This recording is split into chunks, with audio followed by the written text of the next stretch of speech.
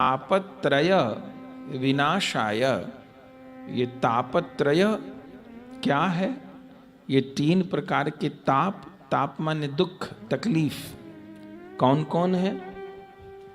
बोले जगत में जितने भी प्रकार के दुख हैं उनको 3 भागों में बांटा गया है।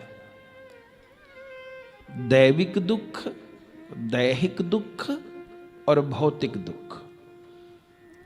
जितने भी दुनिया में जगत में दुख हैं, भागवत जी उनको 3 भागों में बांटती हैं। दैहिक दुख किसको कहते हैं? जो शरीर के द्वारा और शरीर के संबंधों के द्वारा मिल रहे हैं, वो दैहिक दुख है।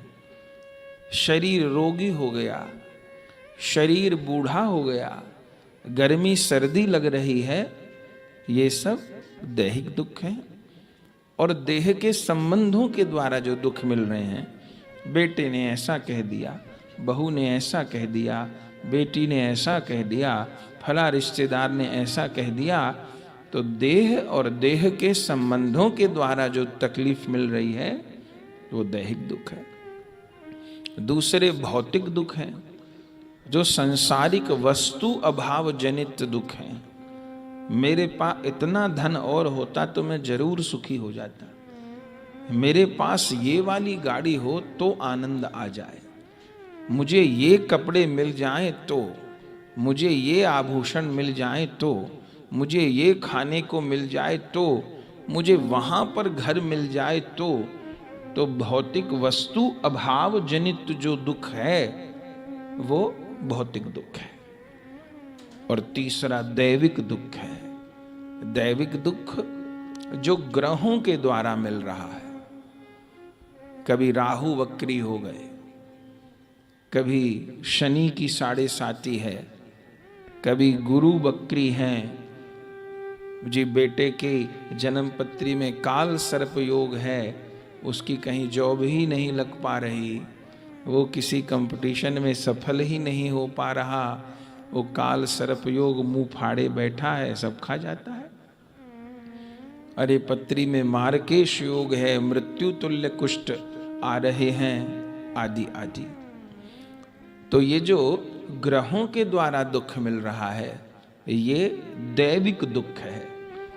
ज्योतिष शास्त्र तो कहता है कि जीवन में जो कुछ घट रहा है वो सब ग्रहों से ही उसका संबंध है। पर ग्रह हमारी जन्म पत्री में अपने आप तो ऐसे बैठ नहीं गए। कोई शनि देव से हम लोग की दुश्मनी तो है नहीं कि वो 7.5 लगा के बैठ गए कि राहु देवता से हमारी कोई लड़ाई है कि राहु वक्री हो गए। तो इन ग्रहों की स्थिति भी जीव के पूर्व के कर्म के अनुसार ही निर्धारित हुई और फिर वो ग्रह उसी प्रकार का परिणाम हमको दे रहे हैं। तो ये ग्रहों के द्वारा जो मिलने वाला दुख है ये दैविक दुख है। इन 3 दुखों में ही हम सब और इस संसार के असंख्य प्राणी उलझे हैं और इन्हीं 3 दुखों को दूर करने का प्रयास कर रहे हैं। लेकिन कहाँ दूर होते हैं? एक दूर होता है तो दूसरा खड़ा है, दूसरा खड़ा दूर होता है, तीसरा खड़ा है।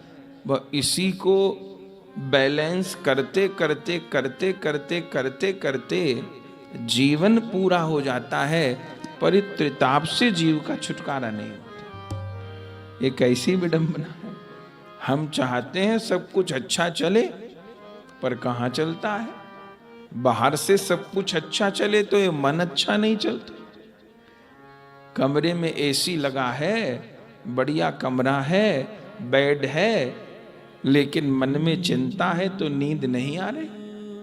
अब एसी क्या करे? एसी बाहर की गर्मी तो दूर कर देगा, भीतर की गर्मी को कैसे दूर करे? तो इन 3 दुख में ही जीव उलझा है। इसकी निवृत्ति के बहुत उपाय करता है अलग अलग, लेकिन नहीं हो पाते। भागवत जी क्या कहती हैं? उन श्री कृष्ण को प्रणाम है जिन्हें प्राप्त कर लेने पर तापत्रय विनाशाय, सदा सदा के लिए इन तीनों दुखों की निवृत्ति हो जाती है।